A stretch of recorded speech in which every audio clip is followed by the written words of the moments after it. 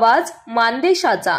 मान तालुक्यातील वरकुटे मलवडी येथील कराड पंढरपूर महामार्गावर नायरा पेट्रोल पंपाजवळ राहणाऱ्या सुनीता राजेंद्र यादव वय 40 या विधवा महिलेच्या घरावर अज्ञात 5 जणांनी सशस्त्र दरोडा टाकला। त्यांच्या गळ्याला चाकू लावून त्यांना साडीने खिडकीला बांधले। त्यांच्या कानातील कर्णफुलांसह गळ्यातील सोन्याची माळ आणि घरासमोरील 8 शेळ्या आणि 6 लहान मोठी करडं दरोडेखोरांनी गाडीतून चोरून नेली आहे। ही धक्कादायक घटना गुढीपाडव्याच्या दिवशी मध्यरात्री घटना घडली आहे। लंपास केलेल्या मालाची किंमत सुमारे 1.5 लाख रुपये आहे। याबाबत सविस्तर माहिती अशी की वरकुटे मलवडी पासून 3 किलोमीटरवर असणाऱ्या कराड पंढरपूर रस्त्यावर नायरा कंपनीचा पेट्रोल पंप आहे।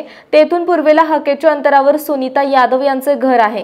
घरी आई आणि मुलगा दीपक दोघेही राहत असून रात्री जेवण करून सुनीता यादव या घरासमोरील कट्ट्यावर शेळ्यांच्या गोठ्यानजीक झोपल्या होत्या, तर मुलगा शेतीला पाणी देण्यासाठी नजीकच्या शेतात गेला होता। रात्री 1:30 ते 2च्या सुमारास घरामागून 5 दरोडेखोरांनी घरात प्रवेश केला।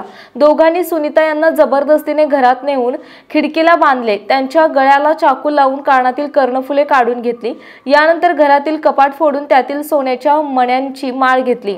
शेळ्यांच्या गोठ्यातील 8 शेळ्या आणि 6 लहान मोठी करडं 4 चाकी गाडीत टाकून दरोडेखोरांनी पोबारा केला। या घटनेची माहिती मिळताच राष्ट्रवादी युवक काँग्रेसचे राज्य सरचिटणीस अभयसिंह जगताप यांनी घटनास्थळी भेट देऊन त्यांनी तत्काळ 50,000च्या शेळ्या मदत म्हणून देणार असल्याचे जाहीर केले।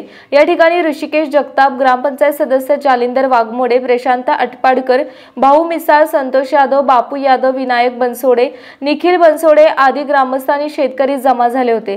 सहाय्यक पोलीस निरीक्षक अक्षय सोनवणे यांनी तातडीने दरोडेखोरांच्या शोधासाठी विविध ठिकाणी पथके रवाना केली आहेत। अधिक तपास बीट अंमलदार रुपाली फडतर करीत आहेत। मानसोफर न्यूज संपादक बापूसाहेब मिसाळ, वरकुटे मलवडी।